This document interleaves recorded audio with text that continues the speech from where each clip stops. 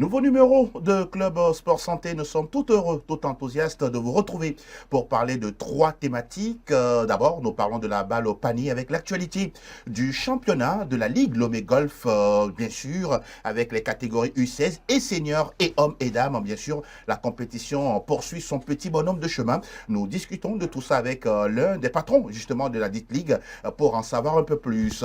Nous évoquons également l'initiative de la Fédération togolaise de football avec le soutien plein de la FIFA pour la première pause, de la première pierre, si vous voulez, aussi du Centre technique national de football. C'était à Gbavé en début de semaine. Nous parlons naturellement du football et aussi avec la D1 de football, avec les différents résultats enregistrés ici et là. L'entente n'est plus leader. Unisport est ambitieux. ASCO et la SCK sont en embuscade. Voilà les sujets qui nous réunissent sur ce plateau. Bienvenue à tous. Tout de suite, l'actu nationale.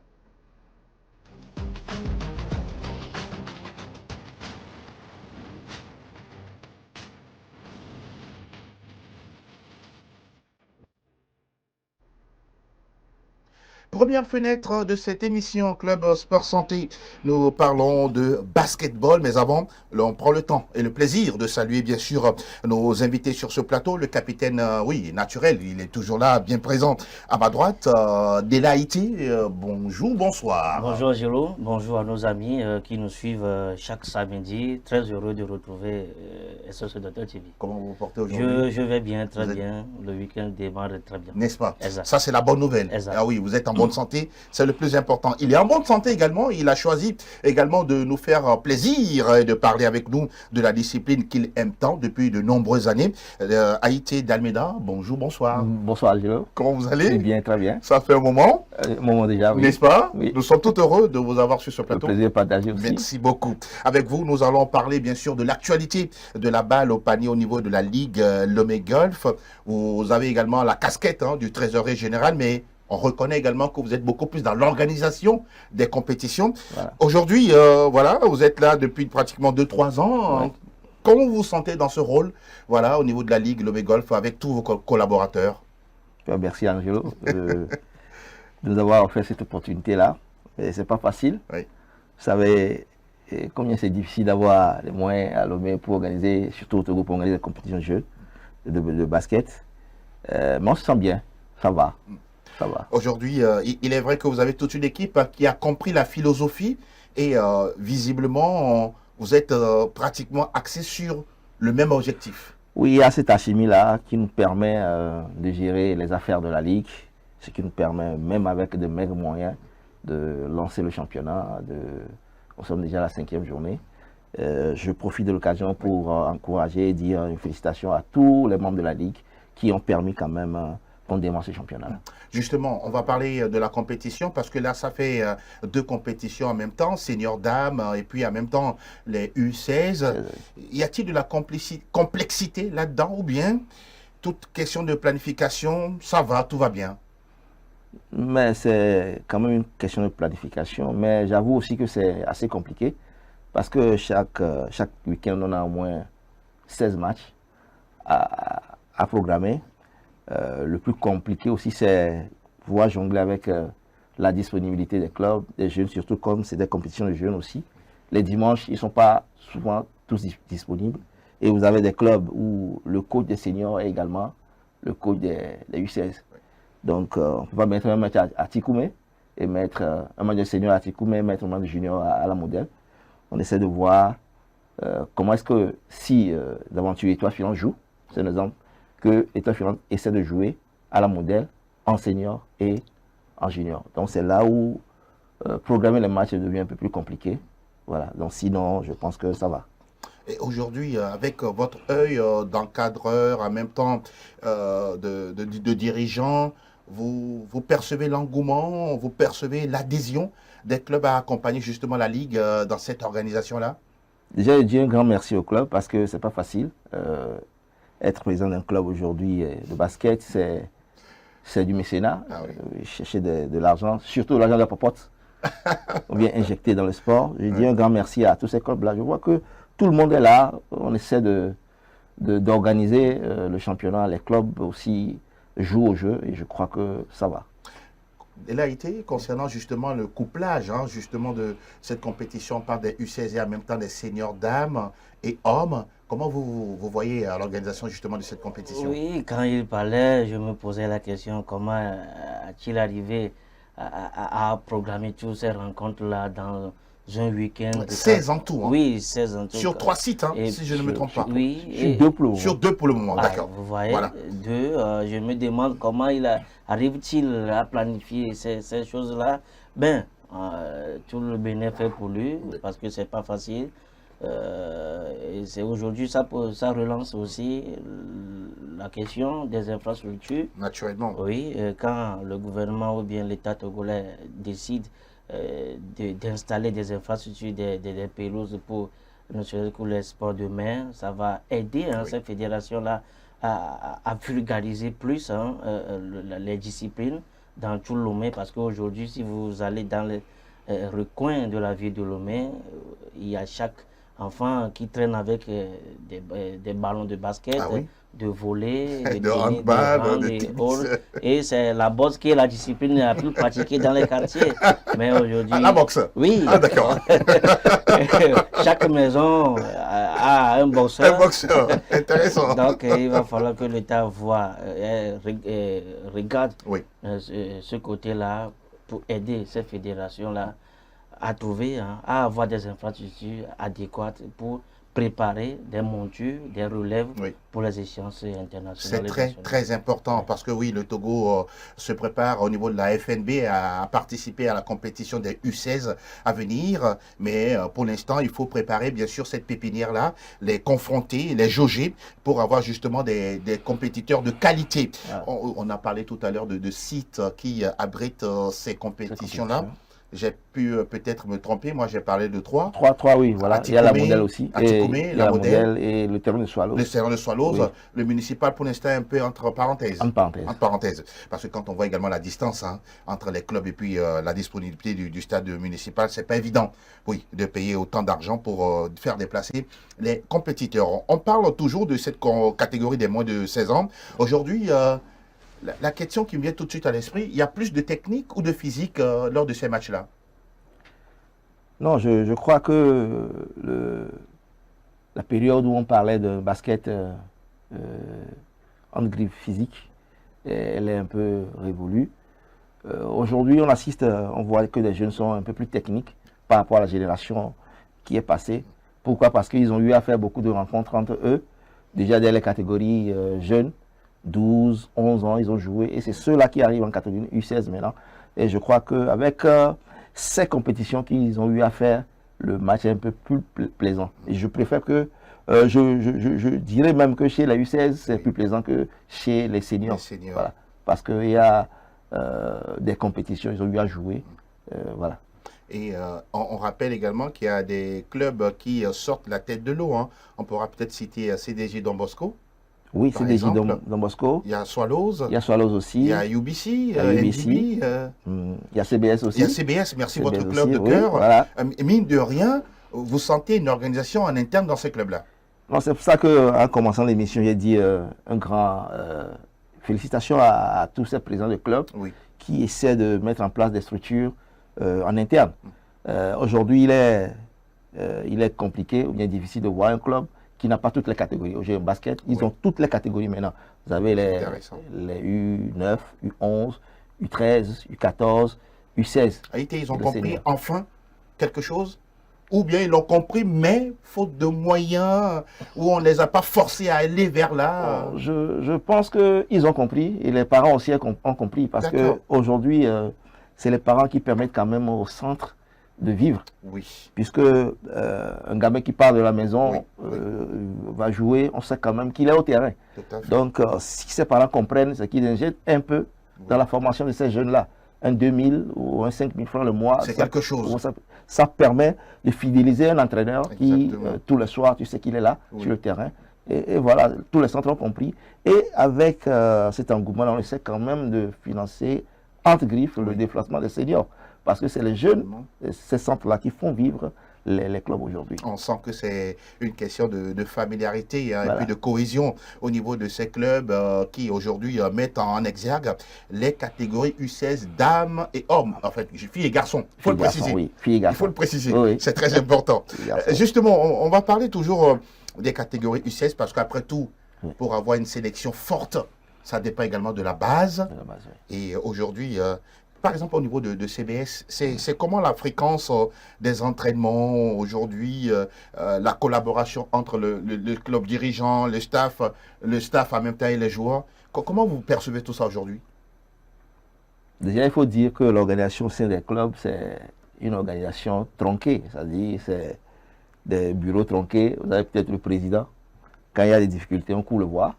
Mais après, il n'y a que une personne et le coach qui bosse vraiment. C'est pour cela que la question de la formation des administrateurs des clubs aussi est très importante. Oui. Mais au sein de mon club, moi j'ai la chance d'avoir un coach qui est souvent là. Qui est souvent là, bien qu'il ne me demande rien. Oui. Il est souvent là. Bon, et le plus important, c'est d'arriver à lui trouver un peu de carburant. Oui. Et il essaie de comprendre. C'est du bénévolat? Du bénévolat. Et je pense que c'est pratiquement la même chose dans tous les clubs. Tous les clubs du Togo. Oui. Mais il faut arriver à aller au-delà, parce qu'après tout, les entraîneurs ont fait des formations, ils ont eu des diplômes. Au-delà de la passion, il faut que ça nourrisse. Oui. C'est très important. On va parler avec vous de toujours basketball, mais cette fois-ci, ouvrir la fenêtre des ambitions et en même temps des difficultés. Aujourd'hui, au niveau de la Ligue, qui est pratiquement le bras, sinon le premier bras de la FNB ou de la Fêtière, si je ne me trompe pas, c'est la Ligue la plus importante au Togo en matière de licenciés et tout. C'est quoi vos ambitions à court et à moyen terme? Les ambitions, c'est toujours les mêmes qu'on en a eu. Tu viens de le dire, on a pratiquement 21 clubs. À Lomé, on a près de 1500 licenciés. Bon, il y a plein de licences qui sont en cours aussi à la FNB. Donc c'est l'occasion de dire un grand merci à la FNB qui nous accompagne. On sait que c'est compliqué partout, mais la FNB essaie quand même de nous accompagner. Et pour cette saison-ci aussi, elle n'a pas lésiné sur les moyens. C'est vrai, le chèque est là. Dès que les moyens seront disponibles, on va... Voilà. Donc, je crois que les ambitions de la Ligue, c'est pouvoir envoyer, avoir des jeunes qui participent aux compétitions sous-régionales. Pourquoi pas fournir un contingent assez louable pour l'équipe nationale. On n'est pas sans savoir que l'équipe nationale, ce n'est pas seulement Lomé. Pas du tout. Il y a les autres ligues qui doivent participer. Pourquoi ne pas arriver à former des équipes de ligue? C'est notre,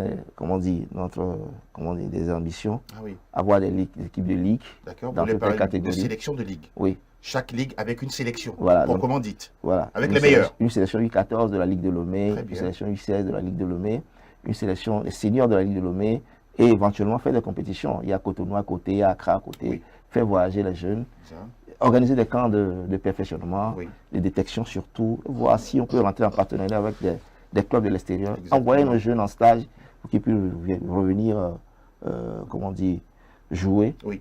Voilà, donc c'est les ambitions de la Ligue. Mais c'est compliqué d'arriver à faire tout ça là si on n'a pas les moyens.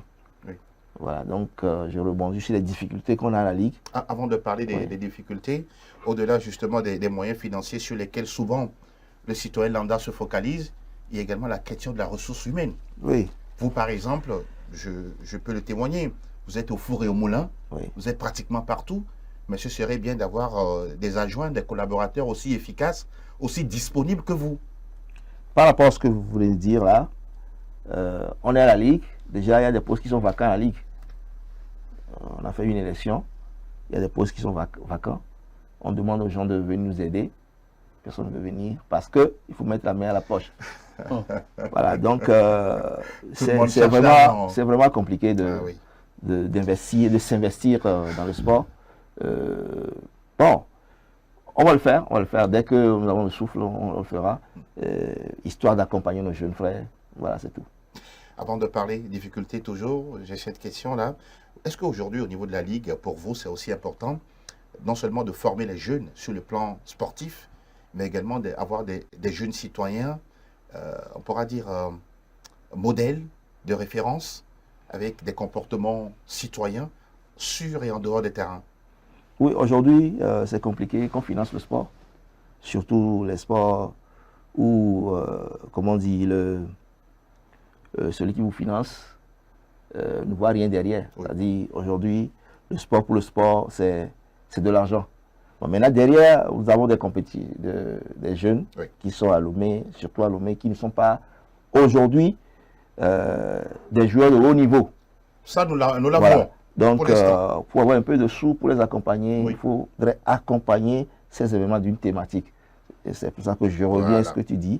Donc, l'année passée, la thématique, c'était une ligue contre la drogue. Voilà, Une ligue contre la drogue. une thématique assez Voilà, importante. une ligue contre la drogue. Mm. Et on a essayé de faire des tests. On a essayé de contrôler les jeunes. Oui, Il y a eu des jeunes qui ont été... dans tous les clubs. Dans tous les clubs. Oui. Il y a eu des tests, comment on dit, Inopinés. Voilà, Les jeunes ont été contrôlés. Il y a certains qui ont été, pris dans les mailles. oui, Bon, on peut le considérer comme ça. comme ça. Oui, L'objectif de la Ligue, c'est de les accompagner. S'il y a exactement. des cas comme ça, de les accompagner à sortir de l'addiction. Et passer un message. Passer le message. Et je crois que le message est passé. Et plein de clubs maintenant essaient de voir, essaient de suivre maintenant les jeunes-là pour voir si d'aventure ils continuent toujours par s'adonner à ces pratiques-là. Et interdit surtout la Oui. vente de ces produits illicites Exactement. à côté des terrains, sur les terrains. Voilà. Puisque c'est des lieux Oui, où il y a beaucoup de monde et les gens profitent de l'occasion Exactement. pour pouvoir écouler. leurs voilà. marchandises. Donc je crois que tous les clubs sont informés maintenant et ils essaient de sortir cette tomate pourrie-là qui... Voilà. Très, très important dès là. On parlait tout à l'heure, le sport, on pourra dire un esprit sain dans un corps sain. Mine de rien, au-delà de la compétition, il faut amener les jeunes à une prise de conscience. Oui, c'est pourquoi j'ai aimé la saison écoulée, FIBA Afrique, en collaboration avec la fédération qui Oui. avait organisé des camps Exact. pour des formateurs et les parents de ces joueurs-là, les inviter à venir à chaque fois découvrir leurs enfants sur les pelouses, Exactement. voir le comportement de leurs enfants, parce que parfois les parents voient leurs enfants au lieu d'entraînement et ils restent à la maison Sans faire de contrôle. sans faire de contrôle. Donc, ça nécessite une surveillance Oui. vis-à-vis de ces joueurs-là, parce que au-delà des drogues, il y a aussi des grossesses non désirées exactement. et autres. L'utilisation de substances des toxiques. toxiques, de l'alcool, voilà. et autres là, ça va permettre à ces joueurs d'être mieux aguerris, Oui. parce qu'aujourd'hui, tout le monde va en guerre contre le dopage Tout à fait. au niveau des sports. Donc c'est bien, c'est pourquoi quand M. Haïté a parlé Oui. de cette initiative-là, Jaloux, c'est une aubaine aussi pour d'autres fédérations d'emboîter, ou bien d'autres ligues d'emboîter ce pas-là Effectivement. pour aider ces joueuses à devenir responsables. Très important pour la jeunesse, Ouais. en tout cas au niveau du basketball. Et c'est en ce moment même également, nous profitons pour saluer l'engagement, oui, et le dévouement de la FNB Togo par le biais de sa présidente Gina Dekambi et tout son comité exécutif. On a parlé d'ambition, on va maintenant évoquer les difficultés, quoi qu'on dise. L'une des difficultés, c'est les infrastructures. L'autre également, c'est les moyens financiers. D'autres même, dans certains clubs, certains joueurs, jeunes joueuses, n'ont pas d'équipement sportif. Oui. Il y a beaucoup, même les arbitres également sont confrontés à des difficultés. On a plein de difficultés. Il y a des difficultés partout.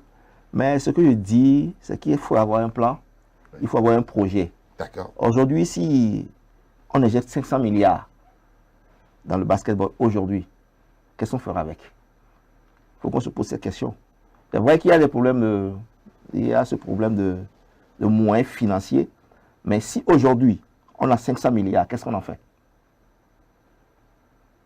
Si tu poses cette question-là à un dirigeant tout de suite, il va te dire qu'il va faire un bureau, il fera un bureau, ils vont se faire des salaires,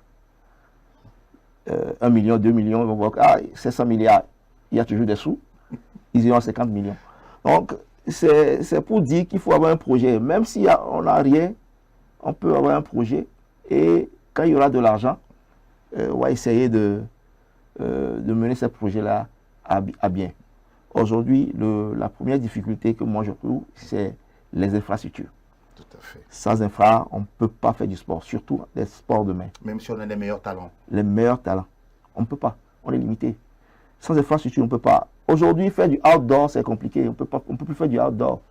Tout se passe en indoor. Il faut protéger les joueurs. Il faut que les joueurs sentent en sécurité. Exactement. Moi, je vous dis, la première fois que moi j'ai joué dans une salle, c'était en 97. J'étais au lycée de Tocoin. Le lycée de Tocoin participait à... Il y avait un jumelage dans le lycée de Tocoin, le lycée Issa Korombe de Niamey. Et c'est à Niamey que moi j'ai découvert la première fois une salle. En 97. En 97. Après, c'est à Abidjan, j'ai joué à l'hôtel Ivoire. Et quand vous jouez dans une salle et vous jouez dehors, c'est carrément autre chose. Il y a des mouvements que vous ne pouvez pas faire. Donc, vous êtes complètement dépaysé.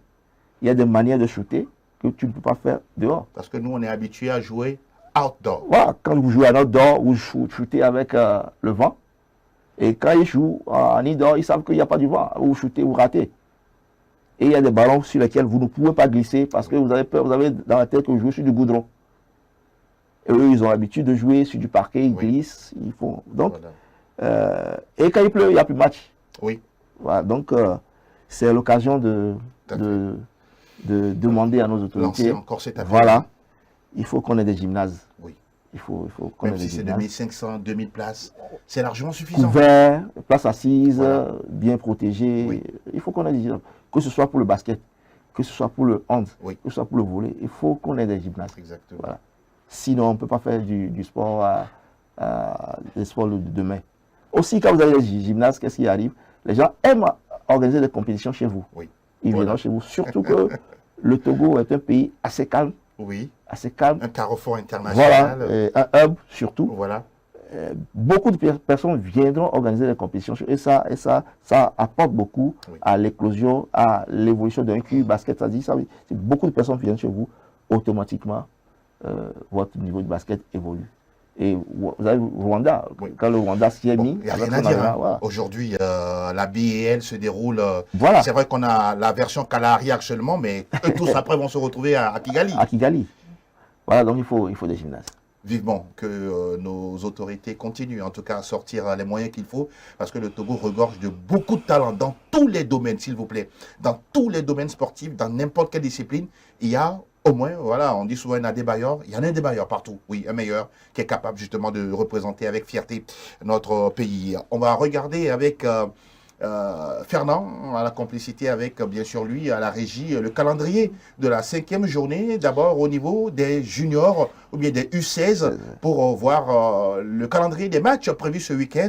Vous allez prendre, bien sûr, le temps de regarder et de vous rendre à ces différents sites, avec, bien sûr, le match, par exemple, chez les dames entre Faba et UBC sur le terrain d'Atikoumé. Modèle croise également Faba, bien sûr, sur le même terrain. Chez les garçons, on n'oublie pas également CDJ Don Bosco Swallows, NDB Swallows, tous sur le terrain de Swallows, et puis Racing Club de Lomé face à Africa Smile, sans oublier CBS Hit. Voilà pour les matchs de la catégorie U16.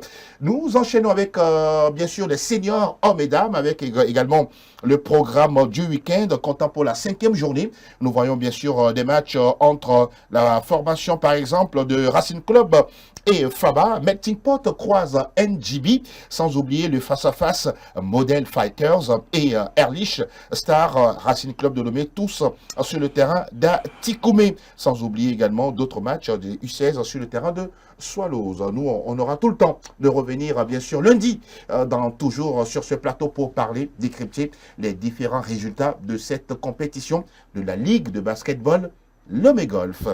Haïté d'Almeida, on va aller tout doucement vers la conclusion de cet entretien. Sûrement, il y a des choses, hein, bien des aspects qu'on n'a pas touchés avec vous. Et ce serait bien également d'en savoir un peu plus. Hein. Moi, c'est l'occasion de dire un grand merci à tout ce beau monde-là qui nous accompagne. Vous, Angelo. Merci beaucoup. À Ruby, oui. Evelyne, avec Spring Radio. Tout ce beau monde-là qui le font à 0 francs. Oui. À cœur joie. À cœur joie. Pour nous accompagner. Et un grand merci aussi à tous les acteurs du basketball togolais. Je pense aux arbitres. Oui. Ah oui. Les arbitres qui sont le souffle-douleur de tout le monde. On a actuellement notre compatriote Herman Voilà, Agbador, oui, qui est actuellement en Abidjan. stage à Abidjan, oui. en Côte d'Ivoire, oui. On lui souhaite beaucoup de chance. Beaucoup de chance, absolument. Voilà, donc je vous dis un grand merci de m'avoir reçu. Oui. Et mon souhait pour le basketball togolais, c'est qu'on arrive vraiment à sortir des sentiers battus, Tout à fait. qu'on arrive à monter. Ça fait des années qu'on n'a pas des équipes nationales. Oui. Il faut qu'on arrive à les mettre sur place. Tout à fait. Et que, dans toutes les catégories, hein, en U16, Oui. chez les juniors, et chez les seniors. Chez les seniors. Il faut qu'on arrive quand même à faire ces équipes nationales-là. Exactement. C'est beaucoup de moyens. C'est Oui. beaucoup de moyens. Oui. Les entraînements, même si les gamins prennent 1000 francs, c'est beaucoup de moyens. beaucoup de moyens. Vous tapez des millions tout de suite. Donc, je sais qu'il y a quelqu'un qui est là, Oui. qui nous écoute, et qui a 50 millions quelque part. Oui. Il vient donner à la fédération. Ouais. Les gens de la fédération vont faire des dons aussi. Et puis, Ça va booster les choses. Voilà. Donc, un grand merci à tout le monde, Merci beaucoup. au club, au président du club, Oui. à la fédération, Aux supporters. aux supporters surtout, Ouais. qui viennent, qui nous accompagnent. Et puis, voilà. Vous avez décidé d'amener le basket vers le public désormais. Et ça aussi, c'est une nouvelle trouvaille au niveau de la Ligue. Parce que très souvent, c'est au niveau du municipal. Or, aujourd'hui, quelqu'un qui quitte nous un pays Zanguera, par exemple, ce serait compliqué pour lui, de rallier, de dépenser 1000 francs, 1500 en aller-retour pour les déplacements. En tout cas, ça a été un vrai plaisir. Mais on aura encore l'opportunité de se retrouver pour parler de l'actualité du basketball. Autre actualité, vous suivez la BIL qui se déroule actuellement en Égypte. Je suis un peu déconnecté. Un peu déconnecté, mais bon. Mais je vois des séquences de Vidéos et de matchs, oui. bien sûr, qui se jouent de l'autre côté, bien sûr. Merci à Haïti d'Almeida d'être passé. Merci Angelo. Ça a été Merci un plaisir. Haïti. On se dit à très bientôt. À très bientôt. Merci beaucoup. Merci. On continue cette émission. Bientôt la deuxième fenêtre qui va être consacrée à la première pause, la pause de la première pierre, voilà, du Centre technique national de football de la Fédération togolaise de football. Juste le jingle, le temps de faire installer un autre invité dans tout à l'heure, voilà.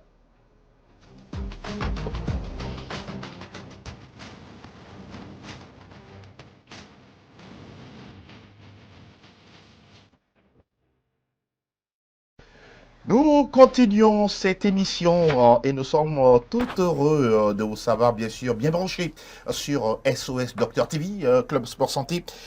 La deuxième partie, nous nous intéressons désormais à la pose de la première pierre du Centre national de football. C'était à Gbavé, c'est dans votre... Oui, Vous connaissez très bien cette zone-là. Oui, oui. Et vous y étiez justement. Mon cher Delaïté, tout ça, c'est à mettre à l'actif de la Fédération togolaise de football avec le soutien plein de la FIFA. Ça s'est bien passé le mardi dernier. D'abord, quel ressenti vous avez par rapport à cet événement ou à cette initiative-là que vous avez regardé la dernière fois? C'est le sentiment d'un papa qui attend un nouveau-né. Un nouveau-né à la maison, il attend bonnement. C'est un sentiment de joie parce que... Pour un Togolais que vous êtes? Oui, pour un Togolais que je suis. J'ai applaudi, j'ai dit merci à la FIFA parce que si vous faites un tour sur les lieux, vous allez voir que c'est un grand chantier. 2 terrains, des piscines, des restaurants, des places pour le tennis,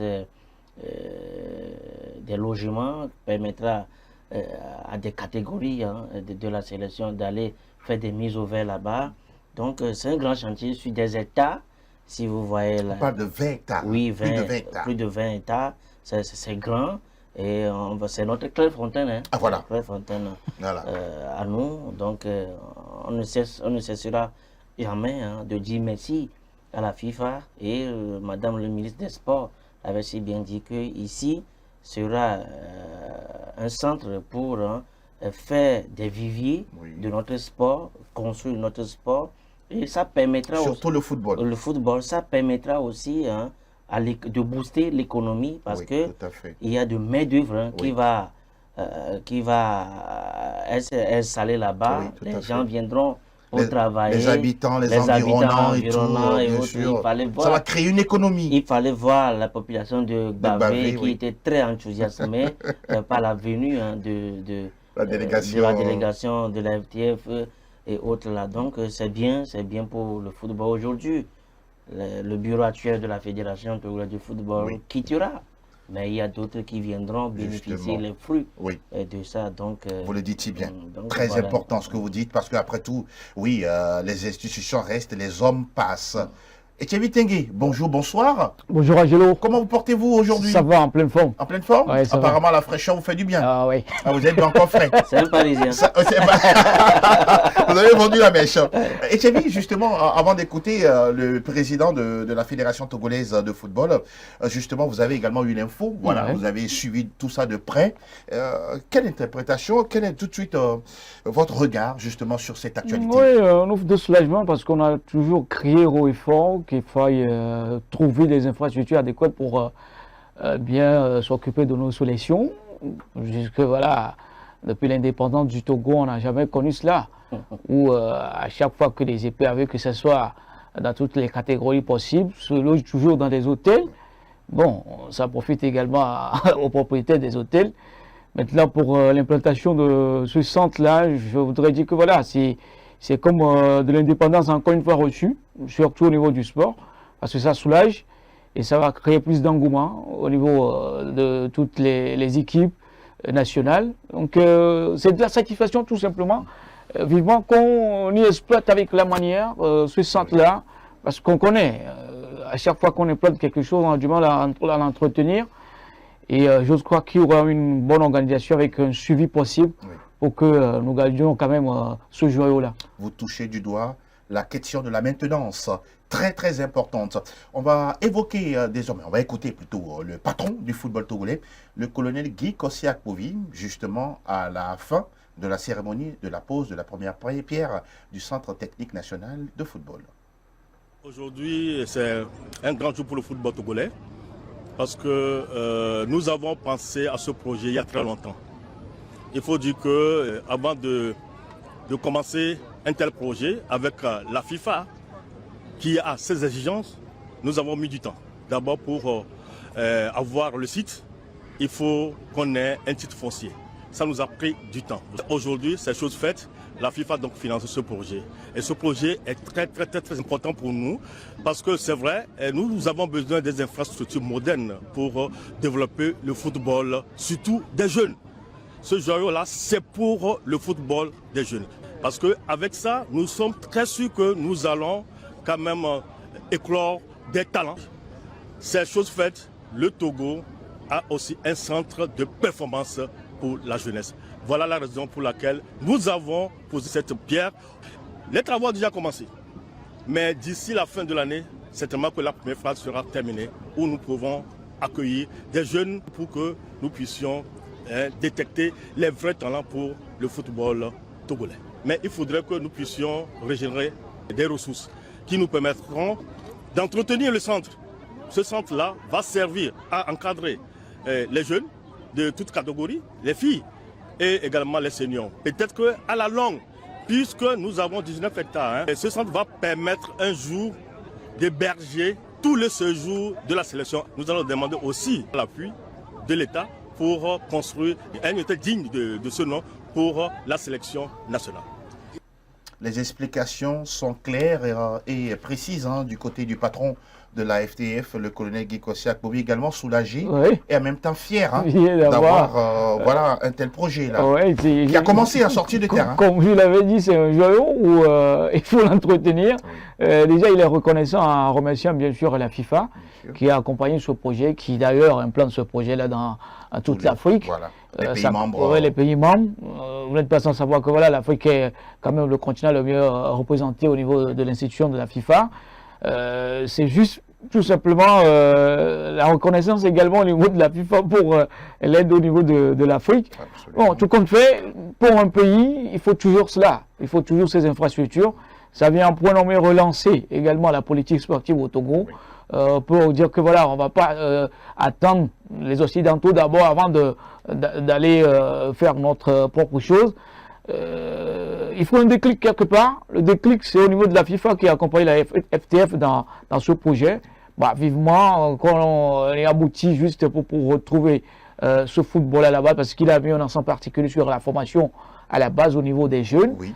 Quand nous n'avons pas les jeunes bien préparés, on suit tous ensemble la CAN U17. Ah, Pour merveilleuse compétition. Oui, pour d'autres pays, c'est juste la construction qui part comme cela. Exactement. Donc quand nous jouons ce football à la base avec les jeunes, on peut prétendre retrouver, pourquoi pas, les éperviers dans toutes les catégories possibles, absolument. aller rivaliser avec les autres. Bravo à la FIFA, bravo à la FTF, Oui. bravo au Togo. Au Togo, c'est tout ce que nous souhaitons, que nos jeunes puissent éclore et devenir également des merveilles, à l'image d'un certain Achraf Tapsoba, ce jeune burkinabé aujourd'hui, que tous les grands clubs européens sont en train de Quand vouloir c'est bon, chipper, c'est bon. n'est-ce pas? Oui. Quand c'est blanc, c'est blanc. C'est vrai, ça. N'est-ce pas, mon cher Delaïti? Exact.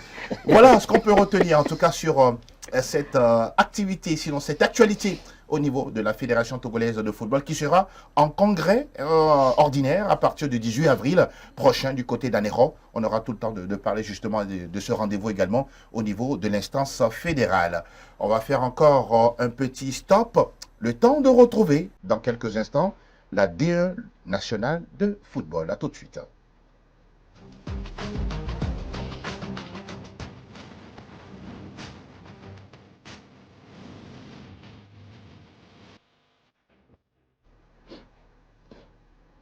La D1, les pensionnaires se retrouvent encore, se sont retrouvés, on pourra dire, en milieu de semaine avec des résultats ici et là. On retient simplement, pour démarrer justement ce décryptage de l'AIT, Unisport et la SOTR sont co-leaders du championnat. Devant l'entente d'eux, voilà ce qu'on peut retenir, en tout cas sur l'issue de la 15e journée. Oui, on a balayé du revers de la main la SK qui était le patron avant cette rencontre-là, Unisport qui est venu à Takpamé pour damer les pieds tout simplement à Tambo. La SOTR, malgré la résistance de la Sibina, a su tirer son épingle du jeu. 3 buts à 1 et conséquence directe, ils sont devenus des co-leaders, c'est eux qui gouvernent tout avec simplement. 25 points chacun. Avec 25 points qui gouvernent tout simplement ce championnat-là. Mais comme nous l'avons dit, ce championnat ou bien la phase retour la promet beaucoup de surprises. Le dernier peut se retrouver directement leader et le leader peut être basculé déjà à la 4e ou bien à la 5e place. Tout est ouvert pour le maintien et la relégation et le titre de champion. Unisport et la SOTR, visiblement, je peux me tromper, hein, on a l'impression que ce sont deux clubs qui ont l'ambition d'aller mettre de côté ASCO et l'ASK. Vous voyez la même chose? Oui, quand on prend le début de saison 2024-2025, ces deux clubs n'étaient pas tout à fait aguerris pour prétendre jouer le premier rôle. Maintenant, au fil des journées, on a compris en même temps que voilà, c'est des ambitions qui sont venues comme cela. Ce n'était pas l'ambition affichée tout de suite pour entamer la saison. Ça vient juste parce qu'on a, au fil des journées, repris confiance. Quand on prend l'Unisport, c'est bien vrai, pour la première partie de saison, ça n'a pas été tout à fait cela, mais ces académiciens, l'objectif premier, c'est de se maintenir pour pouvoir peut-être vendre des joueurs ou faire revenir des joueurs. Maintenant, pour l'équipe de la SOTR, on a beau tous ensemble créer que voilà, c'est une équipe qui a des moyens, qui peut jouer quand même les premiers rôles. Vous avez toujours parlé de cet entraîneur qui n'a pas formé l'effectif. Qui a eu des difficultés en début de championnat, mais la confiance a repris tout de suite avec 2 victoires alignées de suite. Exact. Et voilà, avec cette équipe-là qui, pour moi, constitue le statut beaucoup plus collectif, qui est plus joueuse également. C'est quand on est libéré psychologiquement, quand on n'a pas la pression derrière. Aujourd'hui, la SOT n'a pas la pression. Comme quoi, si je ne me retrouve pas en première position, ce sera une saison ratée. Non. Vous voulez dire que c'est le cas de la SK ASCO? Bien sûr, c'est le cas de la SK ASCO. Quand on relance une saison en première division au Togo, ben, on pense tout de suite à ce duo-là, à ce duo-là entre ASK et ASCO. Et les autres sont derrière. Mais quand les autres affichent des ambitions au fil des journées, on s'est dit, ben, le suspense, ça y est, c'est ça le championnat, c'est ce que nous demandions. Il ne faudrait pas qu'on ait une seule équipe qui domine pratiquement toutes les saisons ce championnat. En tout cas, ces deux formations, il va falloir compter avec elles. Sûrement, il y a des équipes derrière comme Gomido également. Tout à fait. nous, on va toujours garder notre soif et retrouver N'est-ce un pas? bon champion. Un bon champion. Même s'ils n'ont pas les moyens pour aller disputer les coupes, on peut se contenter du titre de carré forfait pour Oui. les coupes continentales. Qui sait, peut-être l'État va aider ces clubs-là et avec d'autres mécènes pour leur permettre bien sûr d'aller sur le continent. Je reste avec vous pour évoquer le cas de l'Entente 2 qui n'avance plus depuis la reprise. Et on se rappelle très bien, je peux me tromper également, M. Cédreau qui avait dit qu'à chaque fois qu'il joue en face, il n'y a Il n'y a rien. rien. Mais aujourd'hui, apparemment, sa parole de trahit là. Comme quoi se passe-t-il Vous avez des infos sur l'Entente 2? Non, pas tout à fait, mais je vais tout simplement à ma pesanture sur ce qui se passe, la réalité sur la pelouse. Les mots nous rattrapent toujours. Où certains discours sont des pièges, quand vous tombez dedans, c'est parce qu'on sort des expressions et que derrière on oublie que voilà, on est responsable de ce qui va aller. Que ça a été maladroit de Oui, ça a été maladroit. Il faut garder certaines réalités. Une humilité façon. L'humilité à son niveau, ça n'a pas été de mise pour M. Cédric. Je suis désolé de le dire. Peut-être qu'il a dit ce qu'il voyait. Même si vous voyez même si vous voyez la réalité, continuez toujours par travail. On peut beau le dire, mais ça reste entre vous. Depuis la reprise, ça fait 2 matchs, 2 défaites. Beaucoup de buts 3 défaites alignées. 3 défaites alignées de suite. Ça craint. On a vu une équipe qui s'est préparée bien pour cette phase retour. Et qui était la meilleure défense. La meilleure défense également. Mais actuellement, on se pose la question, qu'est-ce qui se passe? Ils n'ont pas pu recruter un bon attaquant. Il n'y a pas eu quand même vous avez toujours dit ça. Une défense renouvelée. On a toujours les mêmes, même s'il y a Camara qui dépend. C'est des joueurs qui ont pris de l'âge. Oui. Et les latéraux, quand vous prenez les latéraux de l'Entente 2, ce n'est pas les latéraux offensifs qui n'apportent pratiquement rien du tout. D'accord. Je ne mets pas. Le collectif est grippé. Ce collectif est grippé parce que c'est toujours des joueurs à l'essai. Oui. Il n'y a pas eu sur 3 journées les mêmes joueurs. C'est toujours le turnover. Pour une équipe qui prétend jouer, bien sûr, la première place, c'est très très compliqué d'avoir une ossature. Aujourd'hui, pour moi, l'Entente 2 n'a pas une ossature. Il y a quelque chose qui s'est cassé. Il va falloir tout simplement essayer de revoir cela.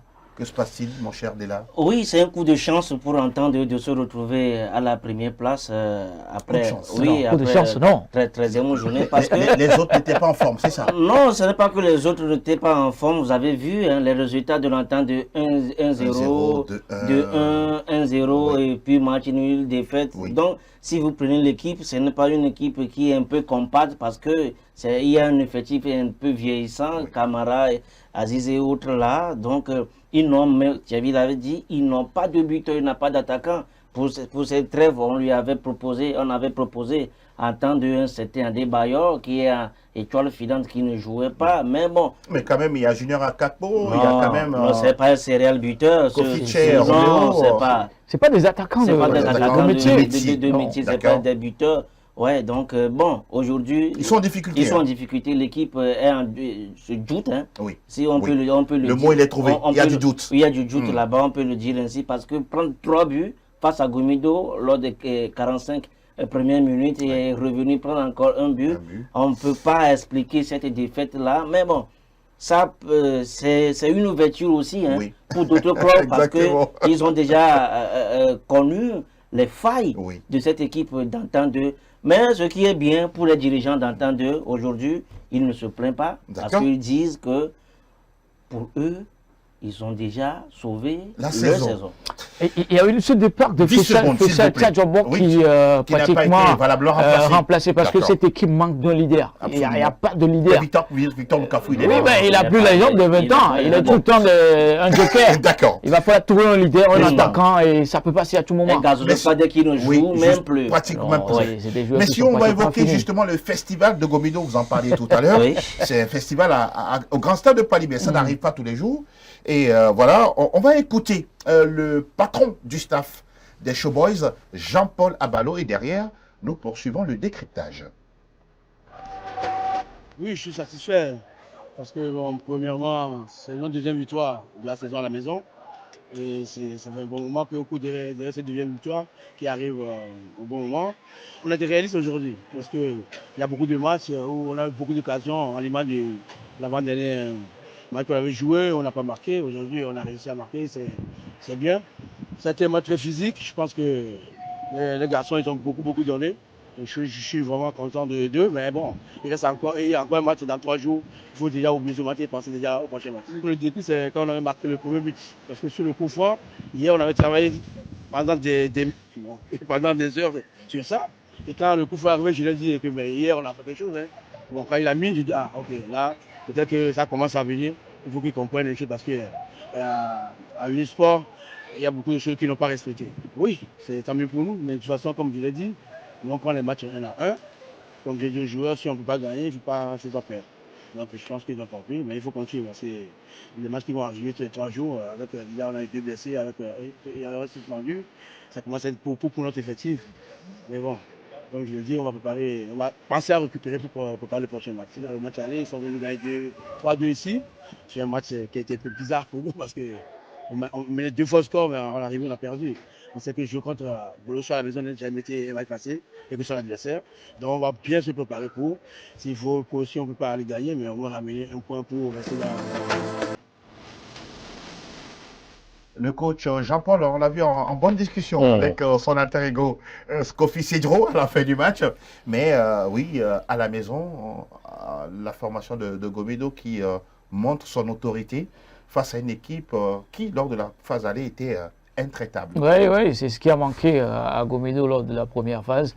Être patron à la maison. Oui. Et là, ils ont su colmater un peu la brèche pour pouvoir garder cette envie de gagner à la maison. C'est ce qui fait parfois la différence en championnat. Tout à fait. Parce que ça se joue à domicile et à l'extérieur. Il faut savoir voyager et recevoir à la maison. Donc pour Gomido, cette phase retour, c'est dans la continuité avec la première phase qui s'est bien terminée. Enfin, le collectif qui Oui, se oui, retrouve, oui, c'est dû aux Obibi maintenant. C'est dû aux Obibi maintenant. Quand ça prend feu.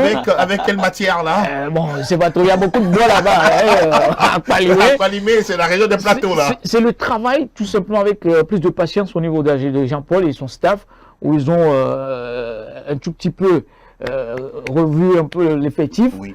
Avec son adjoint, Améga Didier. Améga Didier, quand vous avez un effectif avec la profondeur de banc, ça peut marcher, c'est ce qui a manqué. Donc, c'est sûr des journées où les joueurs parfois sont fatigués, il va falloir des doublures également. Et aujourd'hui, on retrouve l'ossature au niveau des showboys de Palimé. Attention, c'est Dieu Zobibi sur le chemin. Attention, oui. Avant de parler de l'ASCO et de la SCK, là, je me tourne vers vous pour évoquer le point nul d'espoir face à la formation de Barracuda, c'est ça? Non, c'est face à Étoile Filante, merci beaucoup. De Lomé. Le match s'est déroulé au stade Dr Kaolo. Oui, au stade Dr. Que Kaolo. s'est-il passé quand même? Non, Il y avait la possibilité de gagner les 3 points. Il y avait la possibilité pour Espoir C2 de gagner cette rencontre-là. Vous n'êtes pas à savoir que les débuts d'Espoir C2 toujours timides. Hein. Oui. Oui, ils ont aligné des défaites à la maison. Tout à fait. Maintenant, face à cette équipe d'Étoile Filante, ils ont même concédé un match nul lors de la phase aller. Oui.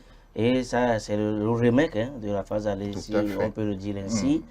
C'est Étoile Filante qui avait ouvert le score déjà par Landry Lego, l'ancien joueur d'Agaza de Lomé et de Bolossou des Lacs, qui a crucifié tout simplement les espoirs des hommes de Zior avant que Maoulik Plimi Drouamé ne rétablisse la jonction à la fin de cette rencontre au grand dam des supporters. Bola doit être content. Hein? Oui, Bola est content parce qu'après une défaite 2-1 face à Asco de Cara, le club a le devoir, ou bien l'équipe a le devoir de réagir, de se relancer. Un match nul à domicile face à Étoile qui cherche aussi à se maintenir, des points à se maintenir. Bon, c'est au bénéfice pour le staff d'Espoir des Zior qui doit se contenter de ce précieux point-là. Et dans cette compétition, quand vous vous rapprochez des coachs, ils vous disent vaut mieux avoir un point qu'une défaite.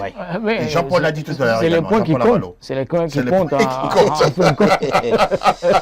Les points comptent également, messieurs, pour ASCO et la SCK. On remarque, mon cher Della, que les deux clubs sont en mode embuscade. Ils sont derrière, peut-être dans le dernier mètre de sprint. Ils vont rebondir et puis passer devant. Oui, c'est comme des cyclistes. Hein. Il attend la dernière étape pour lancer l'attaque. Si vous prenez Asco de Cara face à Djoumbé de Mango, je l'avais dit que Djoumbé de Mango a été oxygéné par ce versement.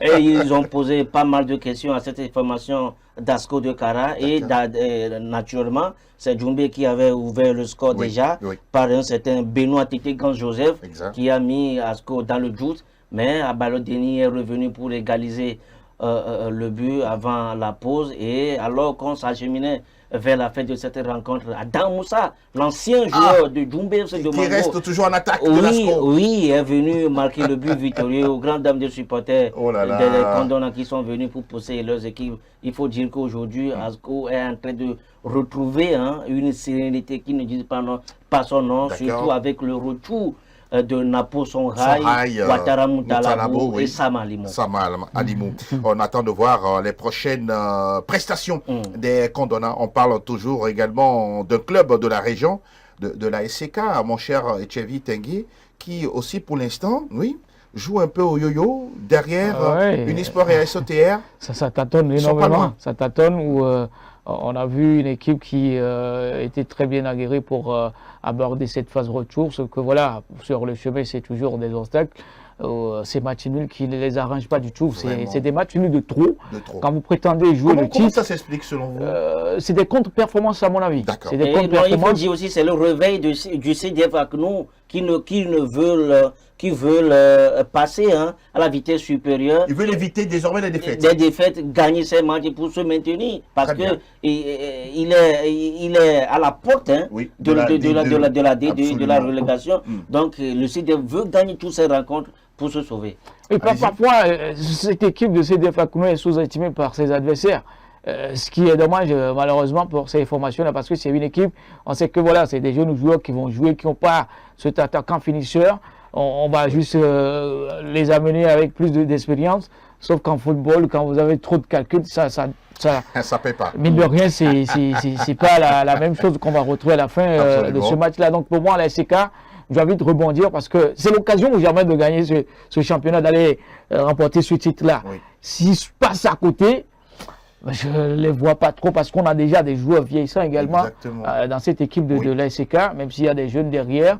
Il y a d'autres joueurs qui ont ce rêve-là d'aller encore monnayer leur talent sur le continent. Antoine Agbetonbon, jeune donc capitaine, très talentueux. Qu'on se réveille rapidement parce que c'est l'occasion ou jamais d'aller chercher le titre. Pourquoi pas? C'est un championnat, vous l'avez dit, vous maintenez le mot suspense. Oui, suspense, énormément. Rien n'est encore gagné. Rien n'est encore gagné, justement. On va les regarder. Bien sûr, le calendrier de la 16e journée, c'est ce week-end. Si vous permettez, avant le calendrier, le capitaine. Monsieur le capitaine. De la 16e journée, il faut tout simplement signaler qu'il y a le torchon qui brûle à Tambo. À Tambo, oui, d'accord. C'est pas une sécurité. À Tambo, l'entraîneur Joly Agbessi, notre confrère, bien sûr. est obligé de déposer sa démission dans la nuit profonde de ce mercredi après la cuisante défaite 4 buts à 1 enregistrée à domicile par Unisport. Donc c'est son adjoint, Agouzi Silva, qui a pris les rênes pour diriger cette équipe face à l'entente dans le week-end lors de la 16e journée. Et selon nos informations, c'est un certain Fiabo Sénat qui est annoncé du côté du Tambo FC pour prendre la relève. On va aller fouiller, puisque même on va l'appeler directement. Parce que c'est un des habitués de notre plateau, pour voir si vraiment il va avoir le courage d'aller prendre cette équipe de la Istanbul de Dacha. On peut aller maintenant sur le calendrier? Il faut aller. La voie libre. Fernand, merci beaucoup. On va découvrir le calendrier de la 16e journée de la D1 Lonato avec des matchs prévus déjà, bien sûr, ce samedi. Match au municipal de Lomé entre l'Entente 2 et la Istanbul. Attention, ce match est très important pour les deux formations dimanche. Le gros lot des matchs restants avec la Esbina Asco, ASCK qui reçoit Barracuda, Espoir et Gomido qui sont en déplacement à Unisport et à Gbolouissou. L'étoile filante qui accueille Doumbé FC de Mango. Et puis un intéressant ASOTR CDF Aknour, toujours à suivre ce dimanche. Messieurs, voilà pour cette affiche, bien sûr ce calendrier. Un mot rapidement, que voyez-vous comme affiche de choc, Dela? Boulossou, Gomido, quand on sait que lors de la phase aller, Boulossou est allé battre Gomido par 3 buts à 0. Aujourd'hui, Gomido qui est en état de grâce, en forme, veut aller à Kota, revenu avec les 3 points, mais attention à Boulossou qui a retrouvé une sérénité. L'autre fois, quand vous voyez cette équipe évoluer face à cette formation de Barracuda. Il y a des individualités. Aboudoulou Razak Kouadjo, lui qui butait Mais l'autre fois. Bondoussou est plus à l'aise à l'extérieur qu'à la maison. Donc ils ont la pression. Oui, mais il y a un autre entraîneur. Ah d'accord, ça va suffire. Oui, qui est venu, qui a insufflé d'autres dynamiques dans l'équipe. Ça serait un match qui sera épique. N'est-ce pas? L'électricité dans l'air, mais attention. Un seul but d'une équipe fera la différence. Mon cher moi, j'avais quand même choisi l'affiche ASK, c'est Barracuda, mais bon, je prends ASOT, c'est des Facno. Oui. Ce sera du ça beau va football. Jouer également. Ça va jouer au beau football où, quand vous voyez ces deux équipes jouer, on sent en même temps qu'il y a un travail de fond de tactique qui est mis en place. Vrai. Où les joueurs que tu suis dans le bas, tu sais pas aller rapidement marquer, où c'est du ping-pong. Non, c'est dans la construction du jeu. Et voilà, je prends cette affiche-là pour dire que là, si nous voulons bien sûr suivre des matchs avec du beau football, il faut savoir choisir. Messieurs, la résilience est pour la société face à l'Esbina. Exactement. Dans les temps additionnels, pour aller gagner 7 minutes. Ah oui. Ils ont marqué le deuxième but à la 92e minute et l'autre à la 97e minute. Il faut être la société pour faire ça. C'est du réel. C'est du caractère, c'est ça. C'est du caractère. C'est bon, on va pas aller sur ce terrain. Même si oui, c'est aussi l'actualité au niveau bien sûr du foot européen. On a suivi bien sûr les matchs allés des quarts de finale. Si tout va bien, on en parle lundi. Pourquoi pas également dans cette émission. Vous avez été très bon. Merci.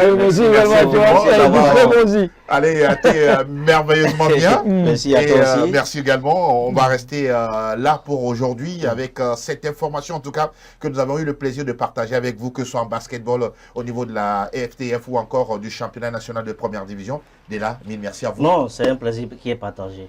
Mon cher Etchebi Tengue, au plaisir. Gratitude. Merci. On remercie également tous nos téléspectateurs et internautes, sans oublier bien sûr le trio au niveau de la régie avec Patrick, Sylvain et Fernand, qui nous ont tous aidés pour la réalisation de ce nouveau numéro. On vous souhaite la meilleure des santé sur SOS Docteur TV. À très bientôt. Bye bye.